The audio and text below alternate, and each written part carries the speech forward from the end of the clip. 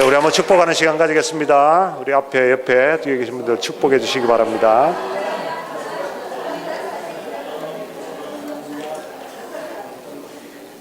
예, 감사합니다. 또 오늘도 예배하러 나오신 우리 모든 성도님들에게 하나님의 사랑과 기쁨과 은혜가 가득 차고 넘치기를 축복합니다. 네, 우리 어제에 이어서 우리 박석현 목사님 오늘은 고린도전서 15장 35절 49절 말씀 가지고 몸의 소망이다. 몸의 소망이 무엇인지 바라봐야 될 것이 무엇인지 오늘 말씀을 전개해 주시겠습니다. 많은 은혜 받으시길 바랍니다. 할렐루야. 아멘. 예. 교회가 확실히 밝아진 것 같습니다. 우리 또 이 자리를 허락해 주신 우리 강상승 목사님, 또 당회원, 또 교회에 감사를 드립니다. 제가 뒤에 앉아 있는데 깜짝 놀랐었어요. 찬양 앞에서 인도하시는 분도 너무 좋았고요. 또 성가대 찬양도 너무 좋았었습니다. 이쪽 뉴욕, 뉴저지에는 역시 예술을 하는 분들이 많아서 그런지 너무 좋은데, 제가 사는 캘리포니아 산호세 써니벨 그쪽은 사람들이 전부 다 엔지니어가 돼가지고요. 이런 예술성을 이해를 못합니다. 아까 주님의 그 이름을 찬양하다가 할렐루야로 넘어가는데 엔지니어들은 그걸 이해를 못해요. 편곡을 허락을 못합니다. 그 사람들은 매뉴얼대로 움직여야 되고요. 바꾸고 이렇게 하는 것을 스스로 못 견뎌야 합니다. 제가 처음 갔는데 예배 시간에 안수 집사님 두 분들이 성가대에서 앉아 있다가 건너편에 와서 예배 시간 끝날 때까지 꼼지락꼼지락 거리는 거예요. 왜 그런가 나중에 보니까 마이크 하나가 소리가 안 냈대요. 근데 그걸 꼭 고쳐야 된답니다. 안 고치면 시험이 든대요.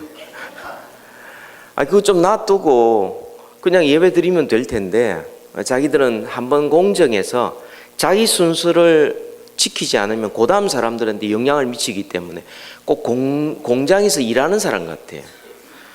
그래서 음악도 모르고 미술도 모르고 그냥 기계만 만질 줄 알고 모든 것들이 이해가 되어 움직이는 그런 곳에 있다가 이렇게 찬양 소리에 그냥 제가 압도됐고요. 할렐루야 제가 일어날 뻔했습니다.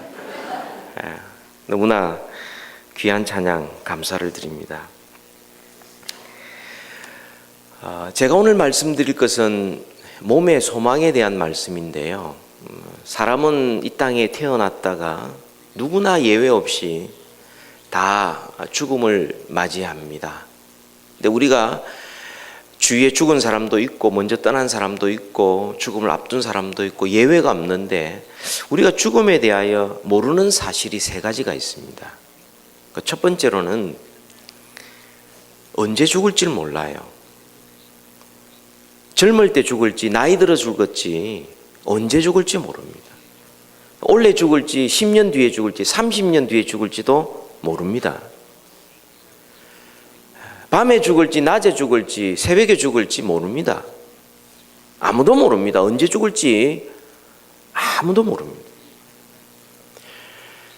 또 두 번째로는 어떻게 죽을지도 모릅니다.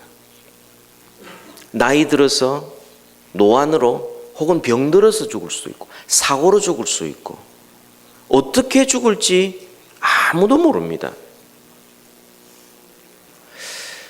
마지막 세 번째로는 어디서 죽을지도 모릅니다. 미국에서 죽을지 한국에서 죽을지 집에서 죽을지 양로원에 죽을지 병원에 죽을지 아무도 모릅니다. 어디서 죽을지 모릅니다.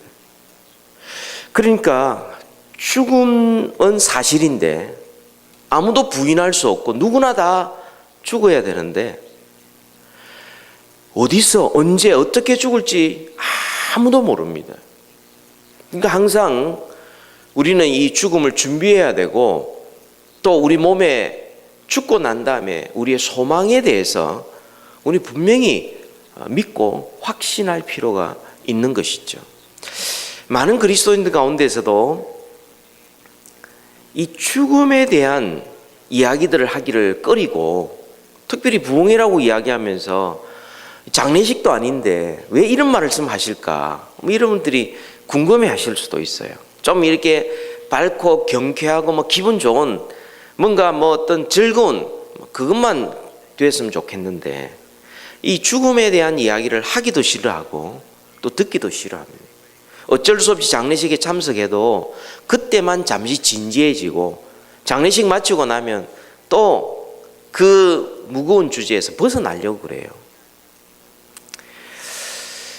그리스도인들이 죽음에 대하여 좀 두려워하는 경향이 있습니다. 분명히 예수 그리스도의 부활을 믿고 우리도 죽고 난 다음은 부활한다는 사실은 분명히 믿고 있는데, 고백하는데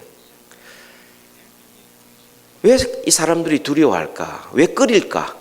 그것은 내가 죽고 난 다음에 어떤 모습이 될지를 우리 분명히 알지 못하기 때문에 그렇습니다.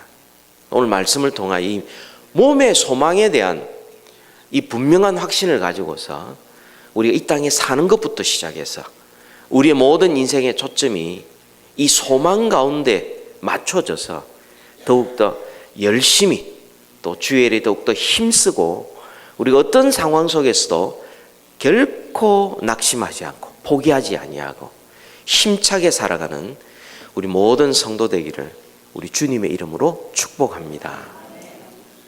저는 4년 전에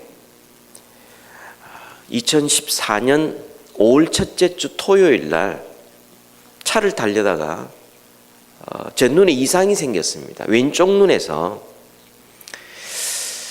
그래서 어쩔 수 없이 주일을 지나고 월요일 날 금안가에 갔습니다. 잘 보이지가 않는 겁니다. 초점이 맞춰지지 않는 겁니다. 그러니까 금안과가 검사를 하더만 당장 내일 수술을 해야 된다고 당장 안과에 이렇게 예약을 해 주었습니다. 그래서 왼쪽 눈이 보이지 않지만 가서 보니까 이제 망막에 문제가 생겼다는 것입니다. 알고 보니까 많은 분들이 이런 문제를 가지고 계시더라고요. 무려 6개월 동안 레이저 치료도 하고 스테로이드 주사도 맞고 또 여러 번 어떻든 고치려고 노력을 했는데 6개월이 지나도 아무런 차도가 없고 점점 왼쪽이 새카매지는 겁니다. 이 마음속에 미국 의사들이 왜 이렇게 대책 없이 6개월을 보냈을까라는 불신이 막 생기면서 요즘 한국의 의사들이 뭐 수술을 실력이 좋다고 그러니까 가서 수술을 한번 하자. 그래서 급히 서울대학병원에 예약을 하고 11월 4일 그게 비행기를 타고 내리자마자 에머전시로 들어가서 그 다음날 수술을 했습니다.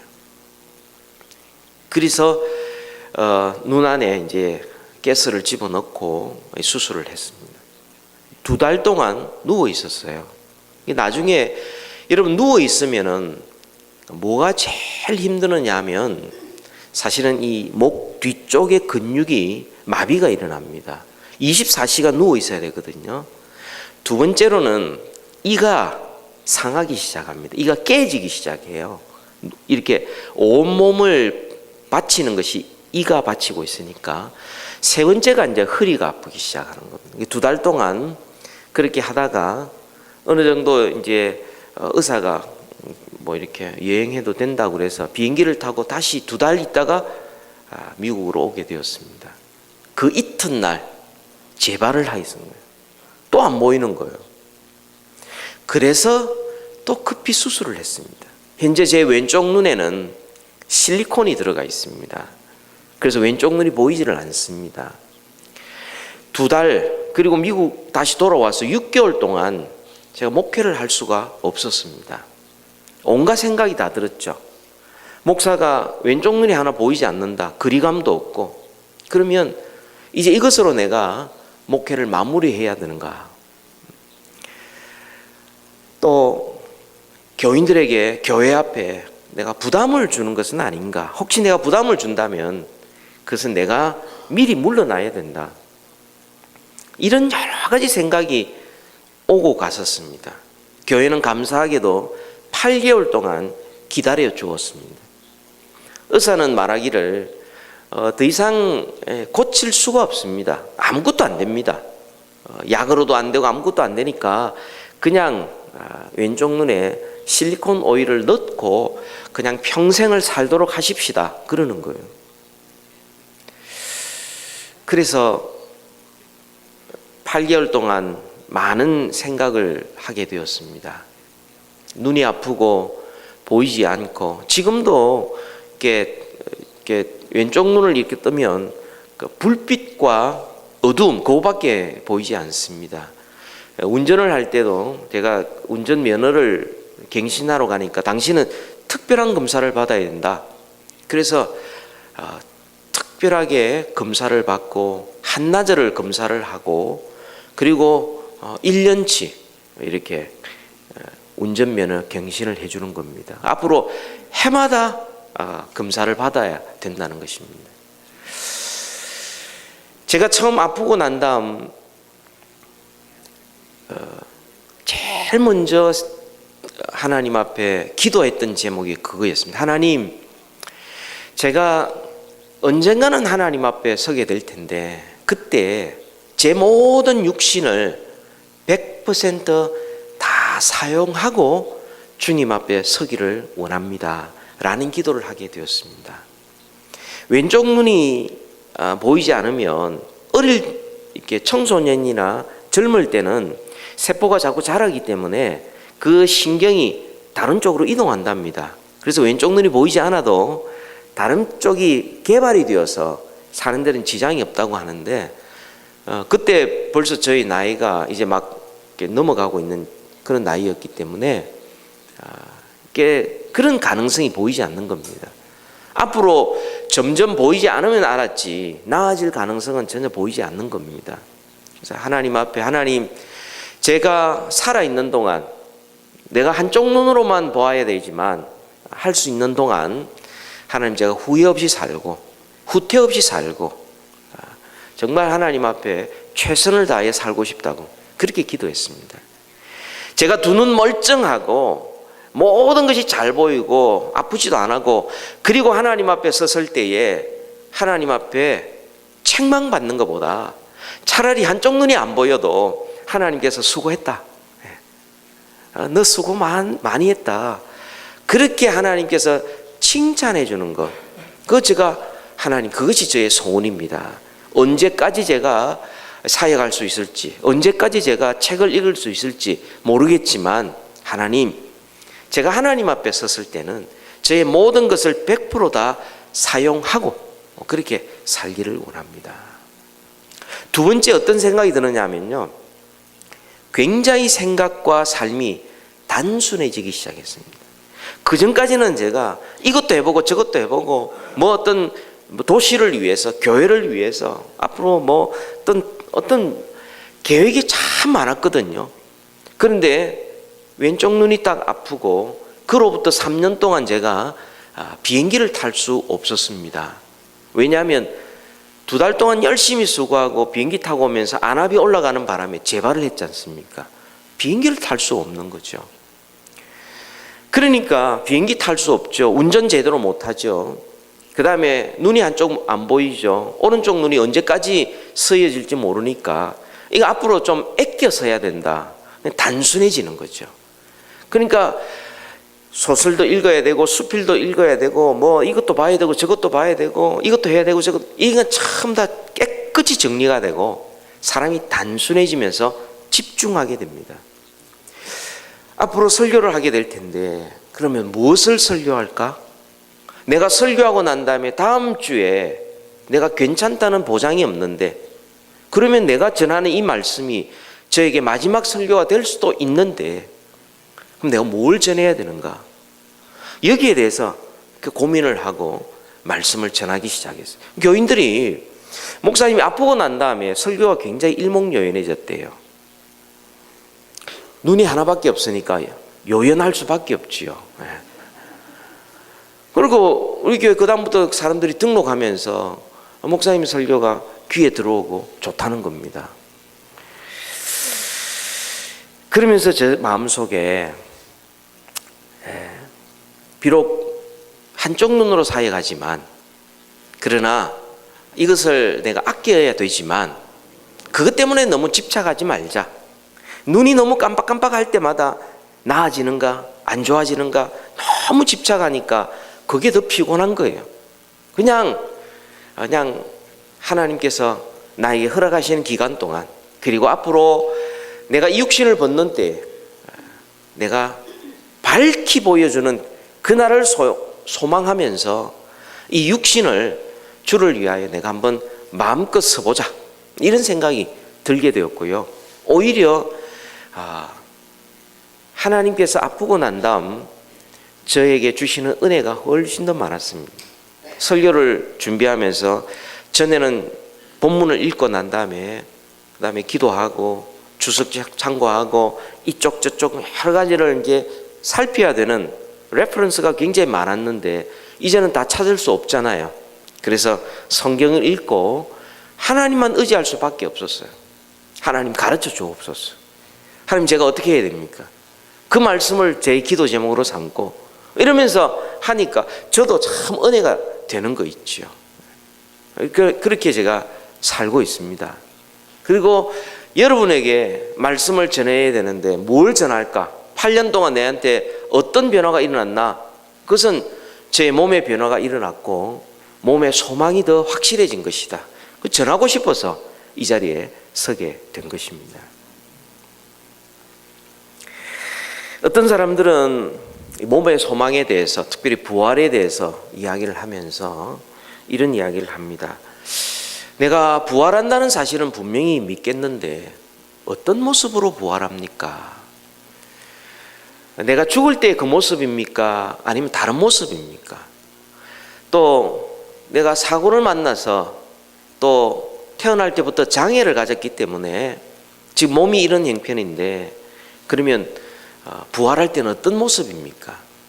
또 어떤 분들은 이렇게 이야기를 합니다. 기독교인들이 매장을 해야 됩니까? 화장해도 됩니까? 이렇게 질문하는 사람들이 있습니다. 이런 여러 가지 부활에 대한 우리의 질문들에 대해서 여러분들은 어떻게 생각합니까? 여러분들은 뭐라고 대답해 주실 겁니까? 우리의 생각보다 우리는 하나님의 말씀에 우리는 더욱더 귀를 기울여야 되고요. 우리를 창조하신 하나님께서 우리를 위하여 어떤 계획을 가지고 계시는지를 아는 것이 우리에게 필요하지요. 하나님의 말씀이 이 고린도전서 15장에 보면 부활에 대한 말씀입니다. 고린도 교회 사람들도 우리와 똑같은 질문을 했어요. 부활이 가능한 겁니까? 이 가능성에 대한 질문. 만약에 가능하다고 칩시다. 그러면 어떤 모양으로 부활합니까? 라는 형체의 문제에 대해서 그들이 질문했어요. 고린도 교회는 두 부류의 사람으로 이렇게 모여져 있는데 유대인들과 이방인들이 모여져 있었어요. 유대인들 가운데는 특별히 사두개인들, 그들이 믿는 바는 영이 없다는 겁니다. 부활이 없다는 겁니다. 그러니까 귀신도 없다는 거죠. 그러니까 그들에게는 부활이 믿어질 리가 없는 겁니다. 선입견이 딱 가지고 있었기 때문에. 또한 헬라인들은, 유대인들 크리스찬들이고 헬라인 크리스찬들은 자기들이 어릴 적부터 익숙한 것이 헬라 철학이지 않습니까? 그 헬라 철학의 가장 기본은 이분법입니다. 영은 선하고 육신은 악하다는 거죠. 악한 육신이 굳이 부활할 필요가 없다는 거죠. 그리고 부활한다 손치더라도 이미 내가 영으로 부활했기 때문에 굳이 육신이 부활할 필요도 없고 영보다 못한 것 더 이상 필요 없다는 겁니다. 그게 발전된 것이 영지주의고 오늘날 21세기까지 그 영지주의 영향으로 기독교 이단들이 나오는데 그게 바로 구원파입니다. 기쁜 소식 선교회 뭐 이런 거 있잖아요. 그것이 그런 거예요. 그들은 영으로 구원받았기 때문에 육신으로 짓는 죄는 자기들의 구원하고 아무 상관없다고 생각하는 거죠. 세월호 사건이 왜 일어났습니까? 죄 짓는 것에 대한 그런 양심의 가책이 없는 거죠. 왜냐하면 자기들이 이미 구원받았기 때문에. 이미 그리스도인이 되었습니다. 사두개인들이, 헬라인들이. 그렇지만 그들의 생각 속에는 여전히 성경적인 사고방식이 아닌 여전히 세상적인 생각에 사로잡혀서 부활이 어떻게 가능하냐? 만약에 부활이 가능한다고 그렇게 주장하면 그래 그렇다 손 치자. 어떤 형태로 부활하는데? 라는 질문을 계속하고 있었던 것입니다. 저는 오늘 두 가지를 여러분들에게 말씀드립니다. 첫 번째로는 이 가능성의 문제, 두 번째로는 형체의 문제에 대해서. 그래서 정말 우리 자신이 부활한다는 사실을 확신하고 그 다음에 내가 어떤 모습으로 부활할 것이라는 것을 내가 분명히 확신함으로 말미암아 이 땅에 사는 동안 이 육신을 어떻게 내가 사용할 것이며 내 몸의 소망을 가지고서 내가 앞으로 어떻게 인생의 목적을 향하여 힘차게 살아갈 것인지를 주님 앞에 결단하는 은혜의 시간이 되기를 소원합니다. 첫 번째로는요, 부활이 가능하냐 하는 질문입니다. 죽은 자가 어떻게 사느냐? 기독교는 죽어도 산다 라는 것을 전하고 가르치는, 믿는 그런 종교지 않습니까? 근데 그것을 믿지 않는 사람들은, 예수를 믿지 않는 사람들은 이렇게 비웃습니다. 기독교인들은 무조건 믿는데, 죽어도 믿는데, 죽어도 산다고 믿는데 어떻게 그게 가능하냐? 사람이 죽으면 흙으로 돌아가고 화장을 해버리면 뼈가루도 흔적 없이 찾을 수도 없는데 그럼 어떻게 살아날 수 있단 말인가? 여러분, 사람의 죽음을 가장 많이 보는 사람이 의사 혹은 목사 그렇습니다. 사람이라는 것은 몸으로만 사는 게 아니지 않습니까? 몸과 영혼이 하나로 결합되어 있는 것을 산다. 그러면 몸과 영혼이 분리된 것은 죽는다. 이렇게 표현하지 않습니까? 멀쩡하게 살아있던 그분이 영혼이 딱 떠나는 순간 그 몸은 맨 처음 식어가기 시작합니다. 따뜻함이 사라져요. 그 다음에 어떻게 되죠? 몸이 굳어집니다. 그래서 좀 오래 두면 이렇게 요런 상태에서 돌아가시고 나면 이분을 이렇게 펼칠 수가 없어요. 딱 굳어가지고 너무너무 힘들어요. 그리고는 안에 내장부터 바깥까지 피부까지 점점 시간이 갈수록 썩기 시작합니다. 그래서 귀나 코나 온데 이렇게 물이 나오지 않습니까? 이렇게 썩은 것들이 이제 밖으로 배출되는 것이죠. 그러니까 의사나 목사가 아니더라도요, 누구든지 살아있는 분하고 그분이 금방 돌아가셨을 때 나타나는 것 누구든지 다 알 수가 있습니다. 부활이 불가능하다고 생각하는 사람은 어떻게 생각하느냐 하면, 그렇게 사람이 죽고 나면 시신을 이제 땅에 파묻어 버리면 얼마 지나지 않으면은 뼈는 남아있지만 그 살은 그냥 흔적 없이 사라져요. 흙에서 왔기 때문에 흙이 돼서 돌아가잖아요. 화장을 하면 그 다 태워버립니다. 뼈까지 다 태워버리고 그 남은 가루를 이제 유족들에게 주지 않습니까? 유족들이 땅에 묻거나 혹은 나무에 뿌리거나 혹은 바다나 산에 이렇게 뿌려서 이렇게 없애지 않습니까? 이런 흙먼지가 된 이 몸이, 없어진 몸이, 찾을 수도 없는 몸이 공기로 떠돌아다니거나 혹은 땅에 어떻게 흔적 없이 사라진 이 몸이 어떻게 살아갈 수 있는가? 다시 부활할 수 있는가? 이게 도대체 가능한 건가?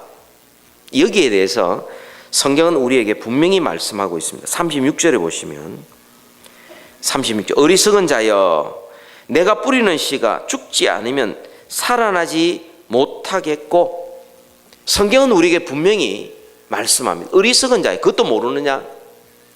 농사 일을 비유로 들으시면서 간단 명료하게 말씀합니다. 고린도 지역은 농사가 잘 되는 지역이기 때문에 사람들이 농사해도 잘 되었어요. 그들이 해마다 씨앗을 뿌리면 그 씨앗이 땅에 묻히고 씨앗은 사라지는데 조금 있으니까 싹이 올라오는 거예요. 분명히 요만한 씨앗을 뿌렸는데 싹이 나고 그 다음에 볕단이 세워지는 거죠. 열매가 맺혀지는 거죠. 사람이 심을 때에 볕단을 심지 않습니다. 알맹이 하나 심어요. 근데 거기에서 100배, 60배, 30배 그 이상의 놀라운 열매를 맺기 시작하는 거죠. 고린도 교인들이 해마다 농사를 지으면서 그것을 자기가 직접 체험하고 있으면서도 말하기를, 아니 그렇게 땅에 묻히는데 어떻게 살아날 수 있느냐? 성경은 말합니다. 어리석은 자여, 그것도 모르느냐? 매년마다 너희들이 파종하고 추수하면서 그것을 경험하고 있지 않느냐? 예수님께서도 동일하게 말씀하셨어요. 요한복음 12장 24절에 내가 진실로 진실로 너희에게 이르노니 하늘의 밀이 땅에 떨어져 썩지 아니하면 하늘 그대로 있어요. 썩으면 어떻게 된다고요? 많은 열매를 맺느니라 주님이 말씀하셨어요. 여러분, 매장과 화장, 부활하는 데는 아무 차이가 없습니다. 매장해도 화장해도 땅에 없어지고 나중에 뼈까지 없어지고 사라지고 뿌려져도 나중에 부활하는 데는 아무 지장이 없습니다. 또 이 땅에 살면서 장애를 가지고 태어났거나 혹은 사고에 의해서 장애를 가졌거나 혹은 몸이 한쪽 팔이 없어졌거나 어떤 장기가 하나를 떼어냈거나 아무리 그래도 하나님께서 우리를 부활시키는 데는 아무 지장이 없습니다. 부활의 가능성에 대해서는 주님께서 분명히 말씀합니다. 믿는 사람이든 믿지 않는 사람이든 다 흙으로 돌아가게 되어 있고 주님이 다시 오실 그때에 믿는 사람이나 믿지 않는 사람이나 다 일어날 것이다. 다 일어날 것이다. 문제는 부활하냐 안 하냐의 문제가 아니라 어떤 모습으로 부활하느냐, 어떤 종류의 부활이냐, 그것을 성경에서는 생명의 부활로, 또 하나는 사망의 부활로 이렇게 말씀을 합니다.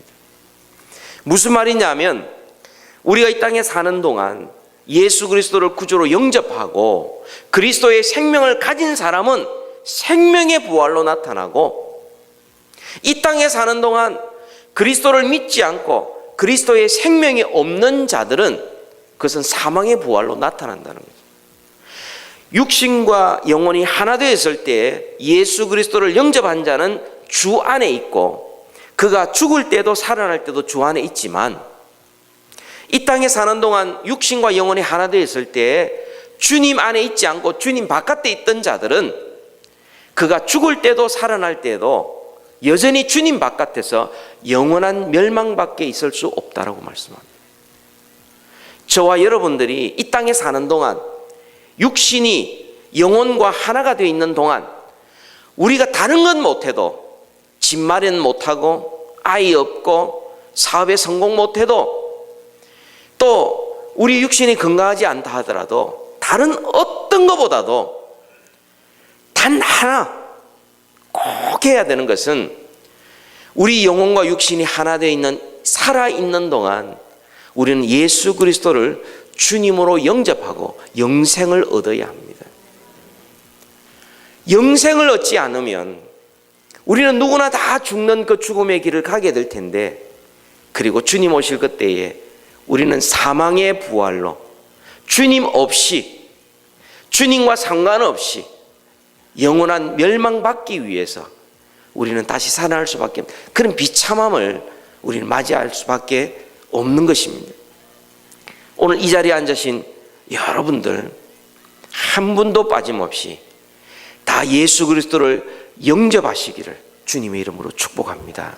생명의 부활로 나타나는 소망을 가지시기를 주님의 이름으로 축복합니다. 그럼 두 번째, 마지막으로 여러분, 부활이 분명하다면 예수 그리스도를 믿는 사람이든 안 믿는 사람이든 어떤 사람이든 다 살아나는데, 부활하는데 어떤 모습으로 부활하느냐, 한마디로 말하면 다 다르다는 것이죠. 자, 성경은 이렇게 37절부터 49절까지 해서 여러 가지 모습으로 주님께서 증거를 제시를 합니다. 37절부터 38절까지는 식물의 예를 들어서 알갱이를 심었는데 거기에서 볕단이 자라난다. 분명히 땅에 심어지는 것은 당연히 살아날 것이고 그 부활의 몸은 지금 이 육신과는 다르다. 또 두 번째로는 39절에 보면 육체도 다 같은 육체가 아니다. 우리의 육체, 사람의 육체, 짐승의 육체, 새의 육체, 물고기의 육체가 있다. 그렇게 말씀하는 거예요. 이걸 여러분들이 오해를 하는 사람들이 있어요. 기독교도 그러면 죽고 난 다음에 새로, 물고기로, 짐승으로 그렇게 태어나는 것인가? 그 이야기가 아니고요. 우리가 가지고 있는 이 육체는 짐승이나 새가 가지고 있는 육체와 똑같은 재료라는 거죠. 똑같은 재료라는 거예요. 하나님께서 흑으로 만드신 똑같은 재료, 죽고 나면 다 흑으로 돌아가는 재료, 똑같다는 것입니다. 형체가 다르다는 거예요.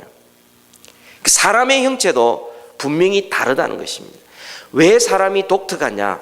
그것은 영이 있기 때문에 독특한 거죠. 영과 육이 하나 된 것, 그리고는 이 영과 육이 분리된 것을 죽음이라고 그러는데요.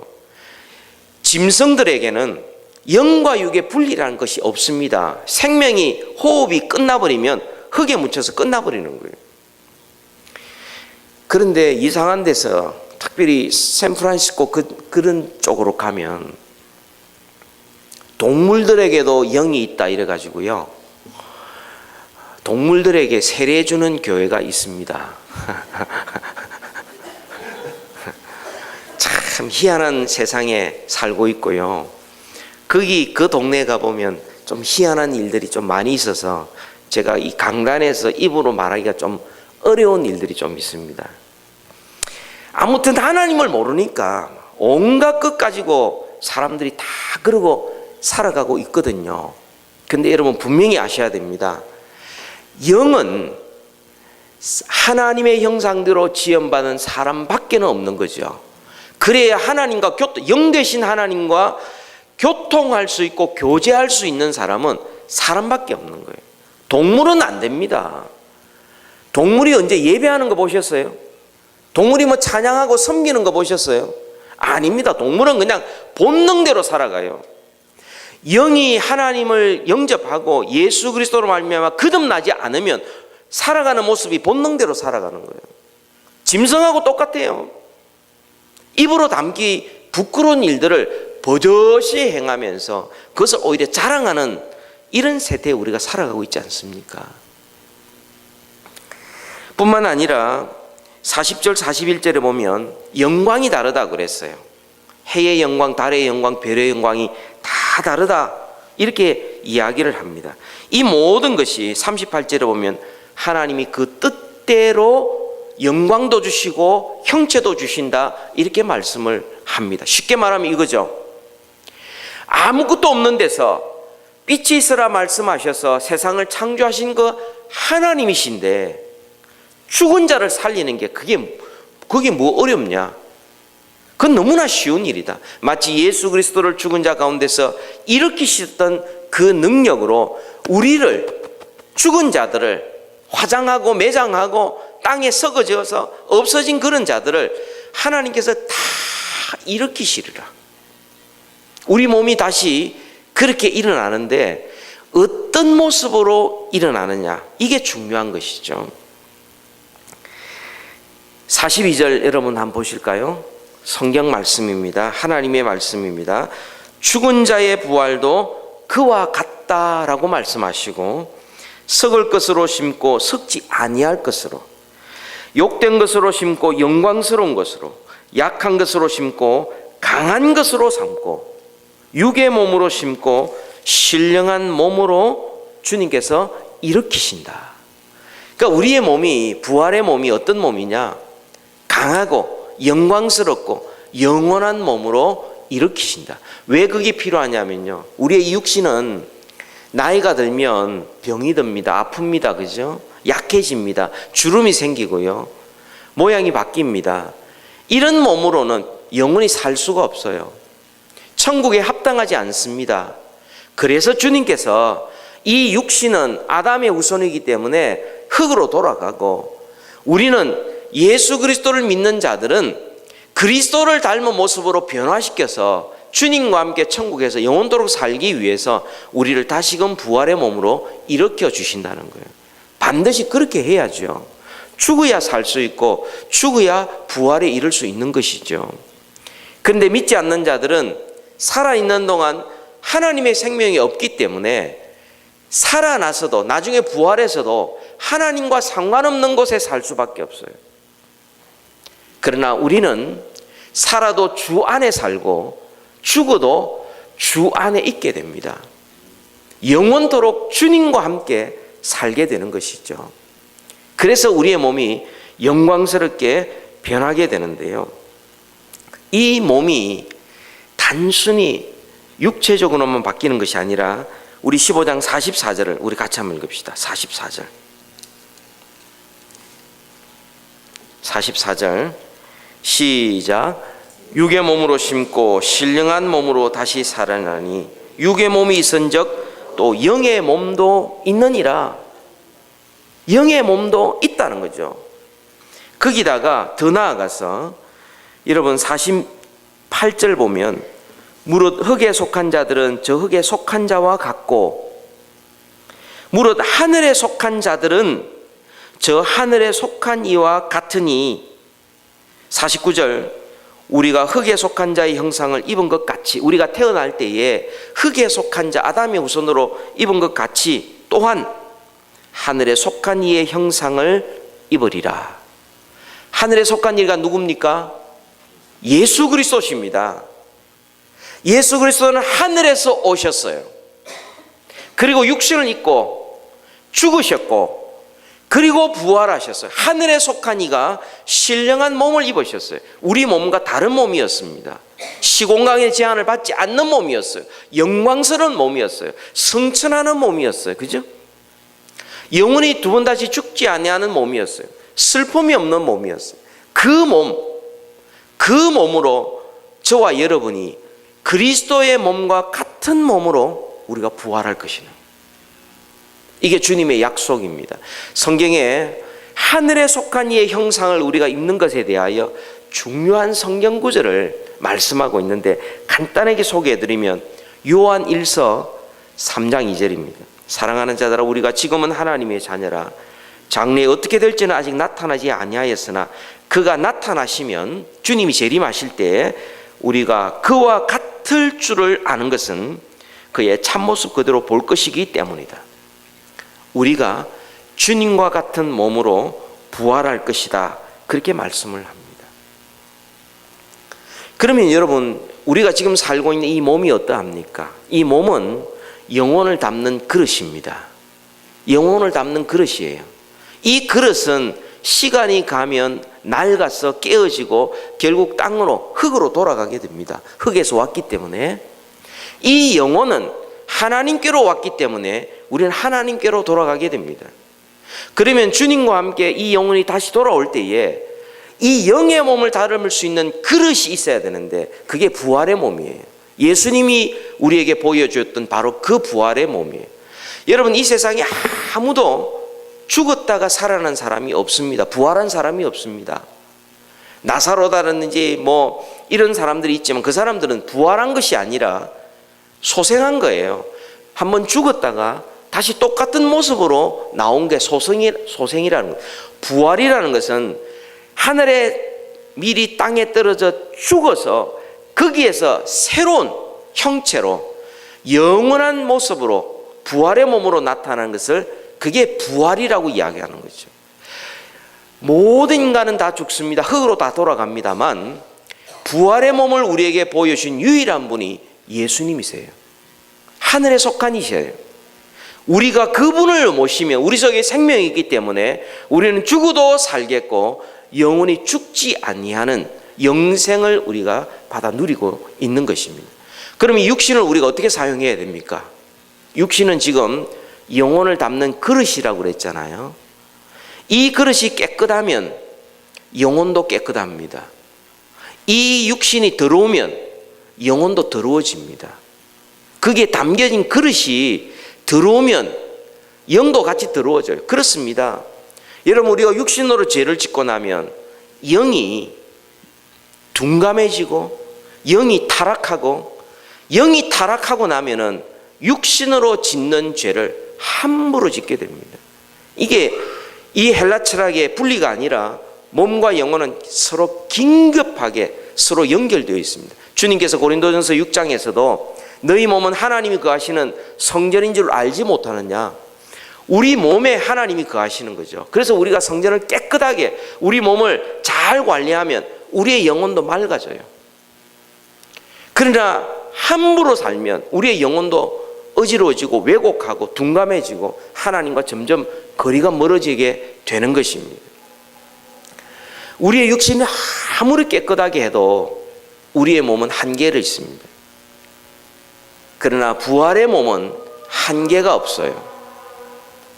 그래서 우리의 영과 육신이 하나가 되었을 때 영원토록 주님과 함께 살 수 있는 것입니다. 또 한 구절은 빌립보서 3장 20절 21절인데요. 그러나 우리의 시민권은 하늘에 있는지라. 그는 만물을 자기에게 복종할 수 있는 자의 역사로 우리의 낮은 몸, 연약한 몸, 그 몸을 자기 영광의 몸의 형체와 같이 변하게 하시리라. 무슨 말이냐면 우리의 이 몸이 육신이 연약해질지 모르지만 그러나 부활할 때 몸은 예수님의 몸과 같은 몸으로 영광스럽게 바뀐다고 말씀을 합니다. 마지막 세 번째, 로마서 8장 28절에서 31절까지의 말씀인데요. 이거 한번 찾아봅시다. 성경 로마서 8장 28절.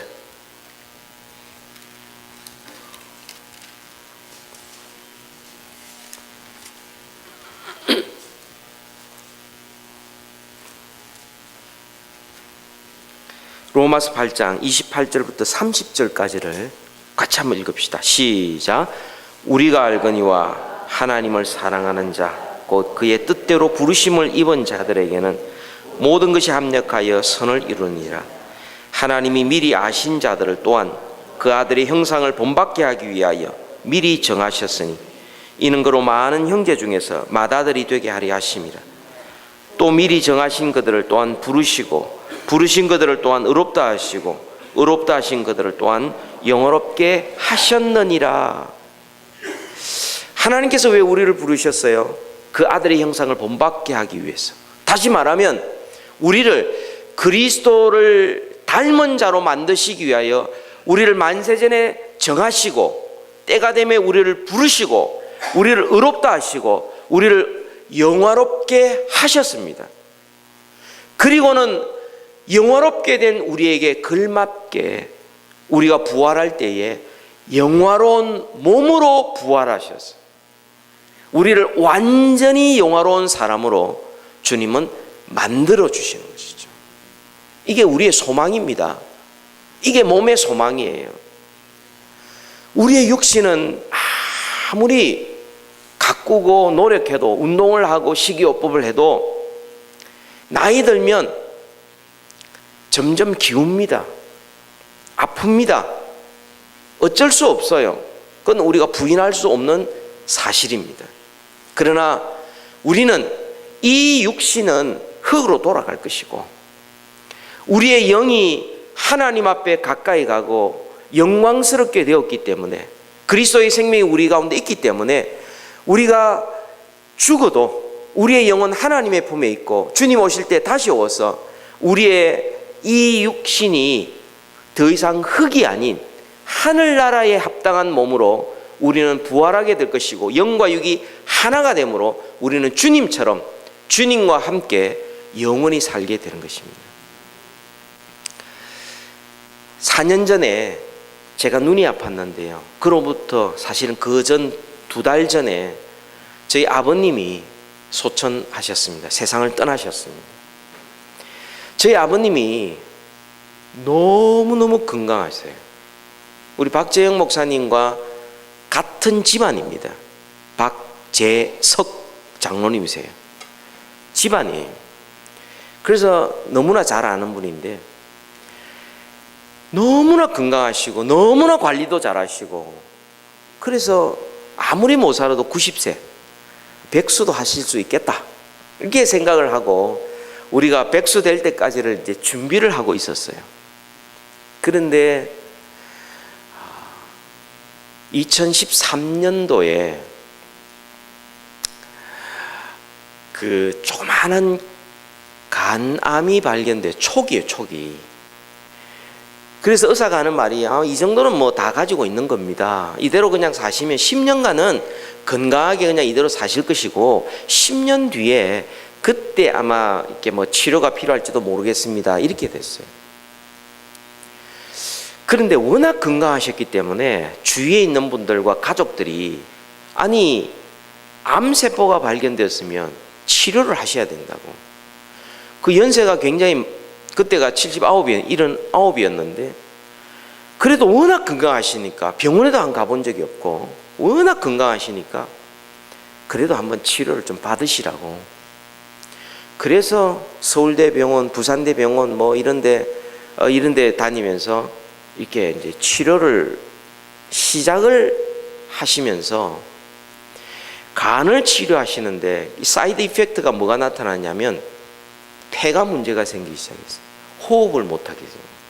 그러니까 간을 치료할 때에 거기에 많은 경우 그 사이드 이펙트가 폐 섬유화가 진행이 될 수 있다고 그럽니다. 그러니까 숨을 못 쉬니까 이게 빨리 숨을 쉬게 하셔야 되잖아요. 그 치료하다가 간은 간대로 또 심각하게 돼버렸고 폐는 폐대로 또 심각하게 돼버렸고 그래서 발병한 지 1년 만에 돌아가시게 되었어요. 살아계시는 동안 너무나 건강하게 지내셨거든요. 돌아가시기 전에도 그분이 토요일 날 친척들 결혼식장에 참석해서 신랑 신부에게 권면도 하고 그 다음에 주일 예배 드리고 월요일 날 친히 걸어서 병원 에머전시로 들어가시고 그 주간 3일 만에 수요일 날 돌아가셨어요. 그만큼 최선을 다하시면서 마지막 유언이 뭐냐면 딱 두 가지였어요. 나는 이제 좋은 데 간다. 나의 장례식 때 너희들 울고불고 하지 마라. 이게 유언이었었어요. 우리에게 소망을 주신 거예요. 신앙을 물려주신 거예요. 두 번째, 형제끼리 우애하며 살아라. 이게 그분의 유언이었었습니다. 돌아가셨다는 소식을 듣고 제가 급히 한국으로 가면서 이런 생각을 하게 되었습니다. 아버님이 돌아가셨는데 죽으셨나? 아니었었어요. 반만 죽으시고 반만 살아계시더라고요. 육신은 죽으셨어요. 영은 살아계시는 거예요. 그러니까 사람이 태어나서 한평생 살다가 호흡이 끝나면 끝인가? 아니더라고요. 육신은 흙으로 돌아가지만 영은 살아있잖아요. 모든 인간은 그 영은 살아있는 거예요. 그 영혼이 살아있는데 그것이 지옥에서 사는지 천국에서 사는지 그 차이지 영혼이 사는 건 똑같더라고요. 그런 점에서 끝이 아니라는 생각을 갖게 됐어요. 그러면서 아버님이 지금 이사 가신 거다. 잠시 우리 곁을 떠나가신 거다. 그래서 장례식에 참석해서 제가 지금 당장 곁에 없는 것에 대해서 존경하는 마음이 있었기 때문에 눈물도 나고 울음도 터졌지만 그것은 절대 절망감에서의 눈물이 아니었었어요. 지금 당장 곁에 없는 것에 대한 항상 부르면 응답하셨던 그분이 더 이상 내가 이 땅에서 아버지라고 부를 수 있는 그런 분이 없다는 사실 때문에 그게 좀 섭섭했던 것이지 절대 슬퍼서 그런 것은 아니었었어요. 오히려 그 간암을 가지시고 투병 생활하시면서 90세, 100세까지 이렇게 쭉 사시면서 우리 교회에서 백수 이상 하신 분이 2분 계셔요. 지금 돌아가셨는데 102살 때 돌아가셨고 101살 때 돌아가셨습니다. 그런 분을 보면서 나이가 들으면서 몸이 약해지는데 생명이 붙어 있는 것이 그렇게 좋은 것만은 아니다 하는 것들을 보게 되었어요. 뭐 짐이 되는 거 있죠. 가족들한테도. 그런데 그분은 더 이상 이 땅에서 고통 없이 슬픔 없이 그렇게 이사를 가셨고 하나님과 함께 있다는 사실 때문에 저희는 큰 위로를 받게 되었습니다. 부활이 있기 때문에 사실은 그 장례식이 그렇게 슬프지만은 않았습니다.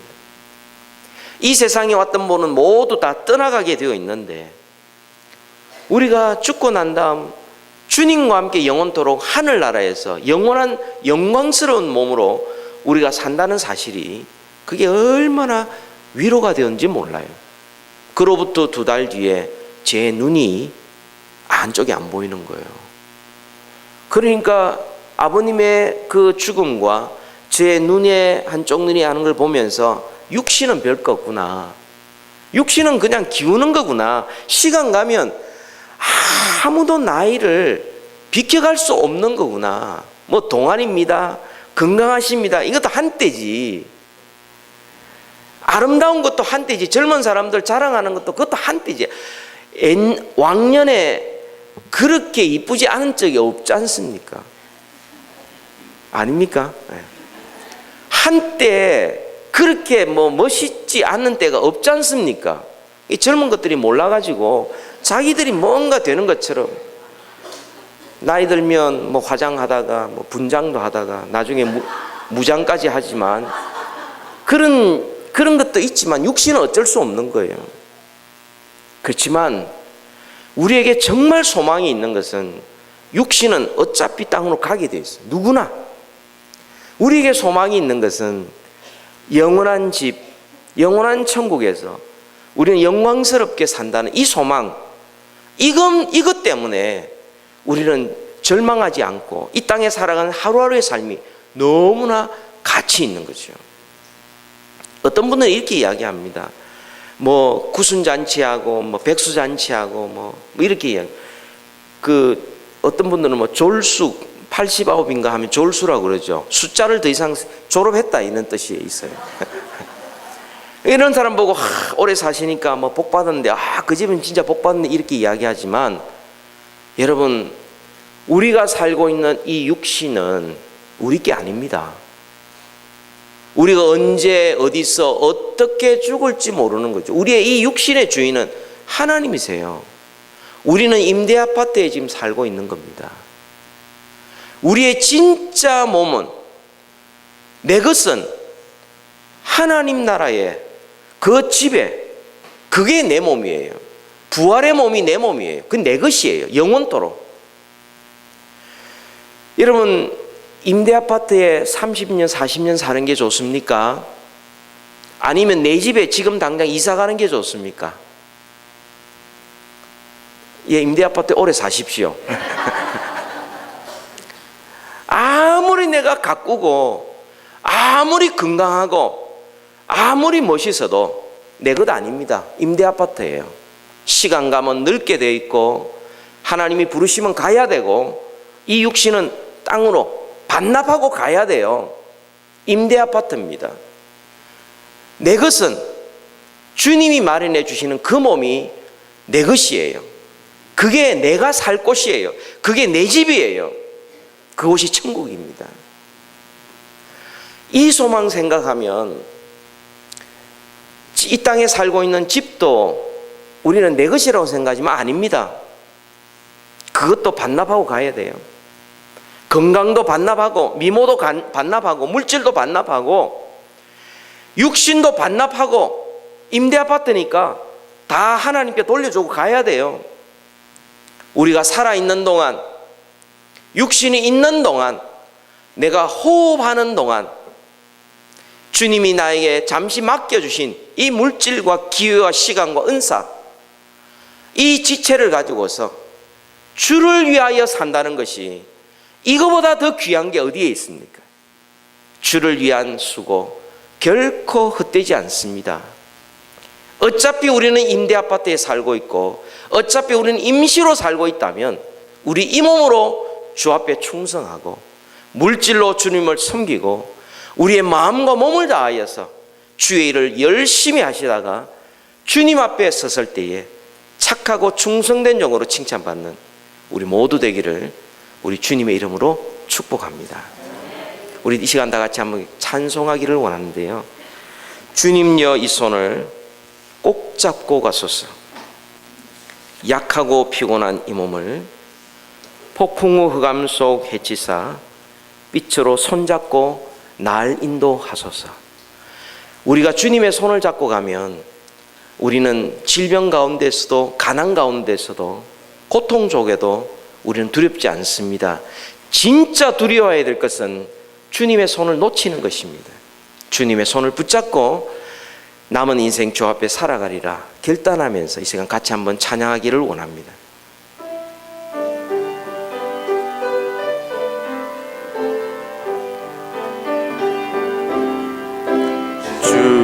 주님여 이 손을 꼭 잡고 가소서. 약하고 피곤한 이 몸은 폭풍우 흑암 속 해치사 빛으로 손잡고 날 인도하소서. 인생이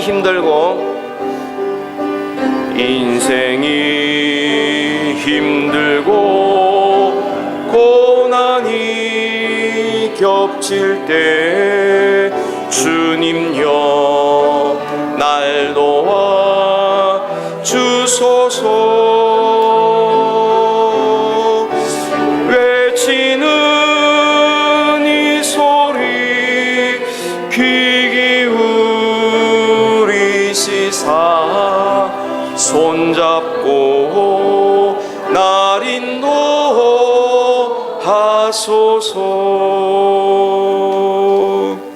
우리 같이 기도하기를 원합니다.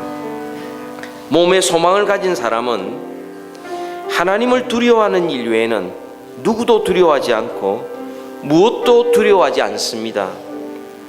몸에 소망을 가진 사람은 사람의 평가에 일희일비하지 않고 하나님의 평가에 집중합니다. 몸에 소망을 가진 사람은 이 땅에서 주의 일을 위한 수고가 결코 헛되지 않는 줄 압니다.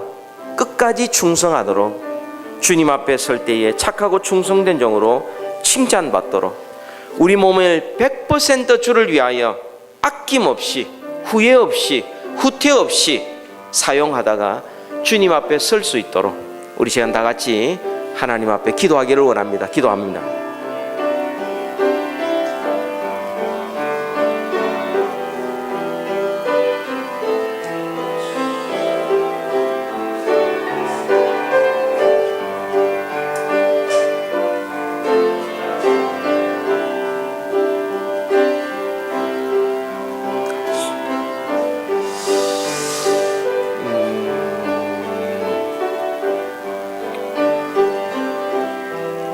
하나님 아버지, 우리에게 주의 말씀 듣게 하여 주셔서 감사합니다.